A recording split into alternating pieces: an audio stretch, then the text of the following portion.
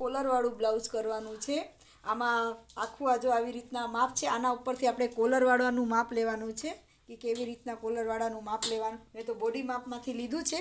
શોલ્ડરનું માપ લઈને પછી એમાંથી અડધું કરવાનું છે. આ તો ખાલી તમને માપ લેવા કેવી રીતના બ્લાઉઝનું માપ લેવાનું મેં તમને દર વિડીયોમાં હું તમને બતાવું કેવી રીતના માપ લેવાનું. આ જો એવી રીતના એનું અને કોલરવાળું બ્લાઉઝ હોય ને તો એનું કસ્ટમરનું જે શોલ્ડર હોય ને એનું જ માપ લેવાનું.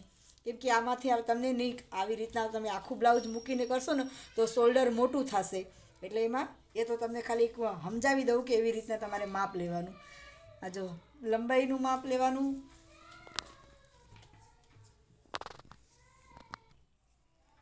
જો પછી અહીંયાથી ચેસ્ટનું માપ લેવાનું. પછી આગળ અહીંયાથી ખંભાનું. આ તો પ્રિન્સેસ કટ છે ને એટલે આમાં યોગ નથી. યોગ હોય ને તો આપણે નીચે યોગનું માપ લઈ લેવાનું. પછી અહીંથી ખંભાનું માપ લેવાનું ઉપરથી. પછી આગળનું ગળું અને આ પાછળનું ગળું. હવે આ જ આવી રીતના જે માપ લીધું ને આ જ માપથી આપણે હવે ડ્રોઈંગ કરવાનું. સૌથી પહેલાં આપણે પાછળનું ડ્રોઈંગ કરવાનું છે. હાલો જો સૌથી પહેલાં આપણે આ ઘડી બાજુથી જ પાછળનું ભાગનું માપ લેવાનું છે ને તો આ કાપડનું ઘડી હોય ને એ ઘડી બાજુથી જ માપ આમ ખુલે ને એ બાજુથી માપ નહીં લેવાનું છે. આપણે પહેલાં પાછળનું કટ કરી દર વખતે આપણે આગળનું જો સૌથી પહેલાં આપણે લંબાઈનું માપ લેવાનું. 14 છે એટલે 15 ઉપર આપણે ટીક કરવાનું. પછી શોલ્ડર છે જો આખું માપ લીધું હતું 14નું હતું એટલે એનું અડધું કરવાનું એટલે 7. જો 7 ઉપર. અને હવે આ કોલરવાળું છે ને એટલે એમાં આર્મહોલ વધારે રાખવાનું. એટલે એમાં આર્મહોલ આવશે 6.5. જો 6.5નું આર્મહોલ આવશે. અને પછી અહીંથી આપણે છાતીનું માપ 8.5.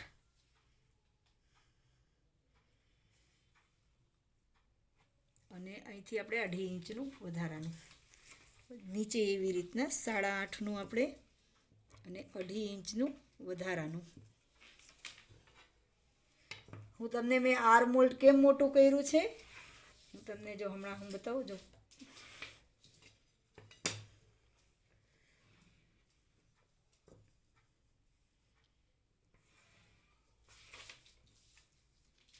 આવી રીતના. પછી આપણે જે આર્મહોલ લીધું છે ને ત્યાંથી જ આપણે પહેલાં અંદર 0.5 ઇંચ જેવું ડ્રેસ હોય તો 1 ઇંચ. આ બ્લાઉઝ છે ને એટલે એ અડધું ઇંચથી 1 લીટી વધારે. જો આટલું અહીંયા ક્રોસમાં લેવાનું.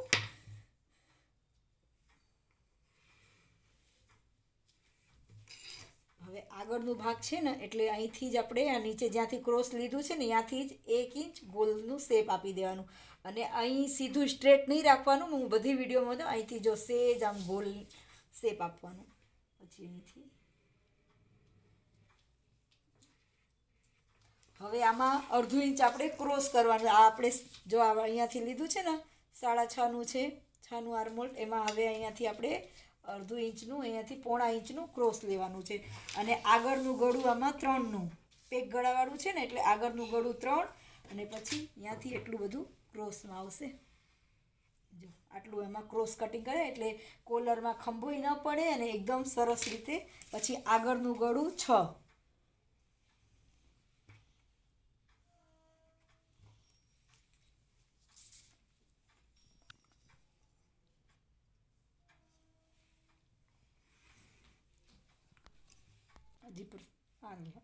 હાલો હવે જો આગળનું 1 ઇંચ લઈને આગળનું આ ગોલ ગળું. આમાં તમે બીજું ગળું આ કોલરવાળું છે એટલે આમાં આપણે સ્વીટ હાર્ટે ગળું કરીએ કે જો આવી રીતના 3 ઉપર મૂકીને ને 1/2 ઇંચ અંદર આ બાજુ જઈને ક્રોસમાં. પછી જો આ સ્કેલથી તમે આ સ્વીટ હાર્ટ ગળું તમે આવી સ્વીટ હાર્ટે કોલરમાં સ્વીટ હાર્ટ ગળું વધારે હાલે છે. જો આવી રીતના ગોલ ગળું અને એક આવી રીતના સ્વીટ. પછી ઉપરથી 10 ઉપર પોઈન્ટ મૂકવાનું. જો 10 ઉપર મૂકીને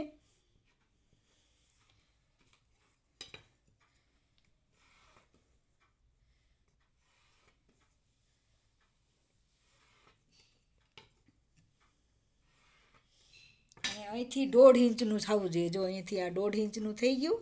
આ 1.5 ઇંચ. પછી અહીંયાથી આપણે ટીક કરવાનું. જો આ ટીક કરીને આમાં અને જેટલી સિલાઈનું આવશે એટલી આ સિલાઈનું થઈ ગયું આપણે. અને આના જ સામે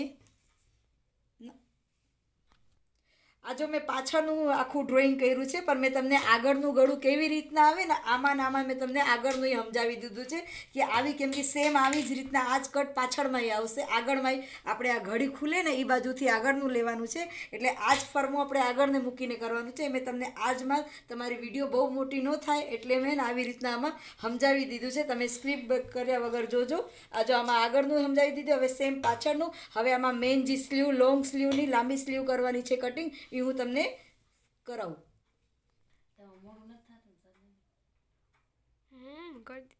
સ્લીવ કરવાની છે અને અહીંયા આપણે પેટર્ન કરવાની છે. જો હું તમને આમાં બતાવું કેવી રીતના કરવાનું છે. જો અડધું ઇંચ સૌથી પહેલાં લોંગ સ્લીવની મેં એકેય નથી તમને કટ કરાયું. આ જો એમાં 20ની સ્લીવ છે એટલે અડધું ઇંચ આપણે અસ્તરવાળું છે, અડધું ઇંચ નીચે બાદ કરીને અને 20ની છે ને તો 20.5 લેવાનું છે. હવે 3.5 ઇંચ નીચે ઉતરવાનું છે. 3.5 ઇંચ નીચે ઉતરીને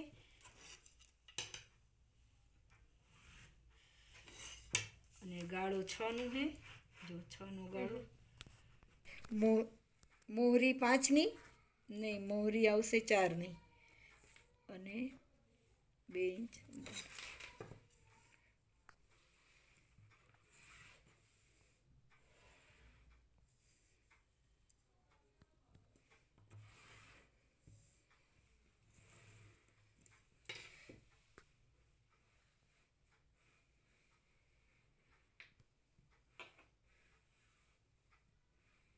જો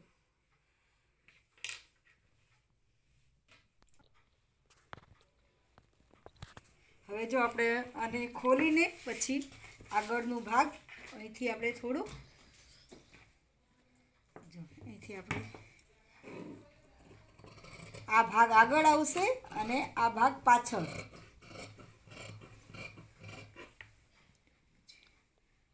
કટ કરી દેવાય. જો આ થઈ ગયું સ્લીવનું કટિંગ અને આગળનું આપણે કટિંગ કર્યું. મેં તમને એમાં સમજાવી દીધું છે કેવી રીતના આગળ પાછળનું કટિંગ કરવાનું છે.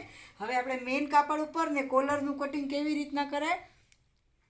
જો આપણે આ છે સિલ્કમાં, આપણે આ કાપડમાં સીવાનું છે આખું. આપણે જો આવી રીતના ડબલ ફોલ્ડ કરીને અને પછી આને આમાં જો મેં માપેથી જ કટ કરી લીધું છે. સરસ. જો આટલું થોડુંક કટિંગમાં થોડુંક છે ને અસ્તર કરતાં જે આપણે મેઇન ફેબ્રિક છે ને એ થોડુંક મોટું કટિંગ કરવાનું, એટલે એમાં છે ને આપણે ખોલા ન પડે ને એ આપણે ધ્યાન રાખવાનું.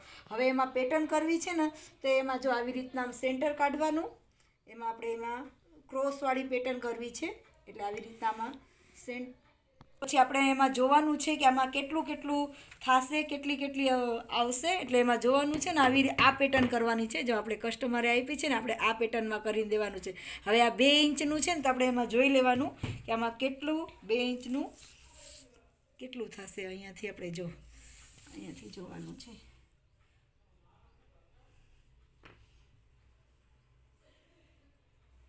હવે 2 ઇંચમાં જો અહીંથી 2 થી 3 ઇંચનું છે ને એ 3 ઇંચ ઉપર, પછી બીજું એક 3 ઇંચ ઉપર.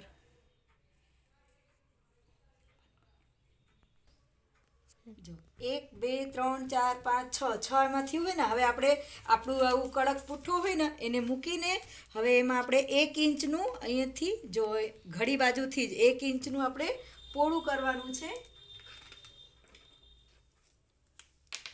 1 ઇંચનું જો આમ બી રીતના આમ પોળું કરીને અને આમ બોક્સ બનાવી દેવાનું છે. હવે 1.5 ઇંચ ઉપર અને અહીંથી 1.5 ઇંચ ઉપર. આ આખું 3 ઇંચનું આપણે થઈ ગયું. હવે અહીંયાથી આપણે આને બોક્સ બનાવવાનું છે આવી રીતના.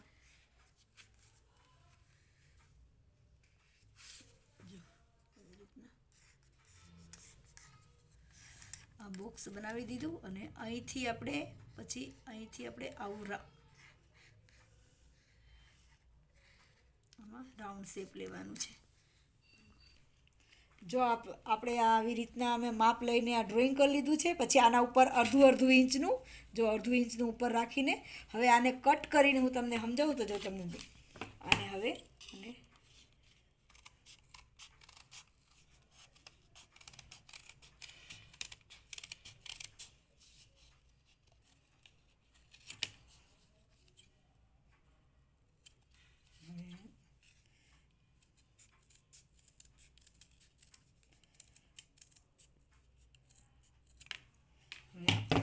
અને એવી રીતના હજી થોડુંક પોળું લાગે છે એટલે આપણે થોડુંક કટ કરી દેવું.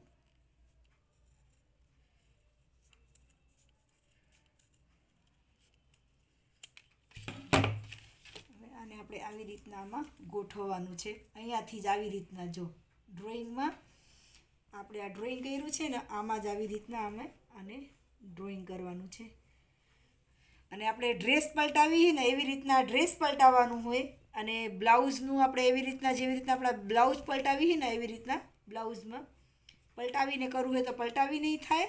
અને આપણે જો આવી રીતના મેં તમને કટ કર્યું હતું આ મૂકીને આવી રીતના સામે પલટાવીને હવે આ મેન કાપડમાં મૂકીને આપણે કેમ આમથી આમ સિલાઈ આમ આવી રીતના આમ સિલાઈ મારીને આ બાજુથી આમ સિલાઈ મારીને પછી અહીંયા અંદરથી કટ કરીને ઝીણા ઝીણા કાપ મૂકીને ને આપણે કેમ ડ્રેસ બ્લાઉઝ પલટાવી એવી રીતના એને પલટાવી દેવાનું. અને હવે જો બીજું હું તમને કટ કરીને બતાવું. અને આપણે આવી રીતના પલટાવી ન કરવું હોય તો આપણે જી મેં એક ફરમો રાખીને તમને બતાવ્યું ને એ ફરમો આના ઉપર આમ ગોઠવીને માપ લઈને અને આના ઉપર આપણે કટ કરવાનું. અને એ ફરમો વચ્ચે કેનવાસને વચ્ચે મૂકીને અને કેનવાસ ઉપર સિલાઈ કરીને પછી પલટાવવાનું. એ થોડુંક વધારે ફિનિશિંગવાળું થાય અને વધારે જાડું ન થાય એટલે આપણે ડાયરેક્ટ કાપડમાં જ પલટાવી દેવાનું. અને પછી લેસ પટ્ટીને જે તમારે મૂકવું હોય ને એ તમે મૂકી શકો. થઈ ગયું. હવે જો હવે આપણે મેં સ્લીવમાં કેવી રીતના મૂકીને કટ કર્યું આવી જ રીતના આગળ પાછળનું કટિંગ એવી રીતના જ આ મેન ફેબ્રિક ઉપર બીજા ઉપર એ મૂકીને થોડુંક મોટું રાખવાનું ને એવી રીતના કટ કરવાનું. જો પછી આમાંથી જ આની કોલર કટ કરવાનું. કોલરનું માપ લઈને એના આ મેન ફેબ્રિક અસ્તરનું નહીં આના ઉપર કોલર કરવાનું. અને કોલર એ આપણે એના કેનવાસ ઉપર કટ કરી શકીએ મોહરી આપણે મૂકી એના ઉપર કટ કરી શકીએ. અને કાપડમાં અસ્તર રાખીને એવી રીતે કટ કરી. એ વિડીયો હું તમને નેક્સ્ટ પાર્ટમાં શેર કરીશ. અને મારી વિડીયો ગમે તો લાઈક કરજો, સબસ્ક્રાઈબ કરજો, શેર કરજો, કમેન્ટ કરજો. જય શ્રી કૃષ્ણ.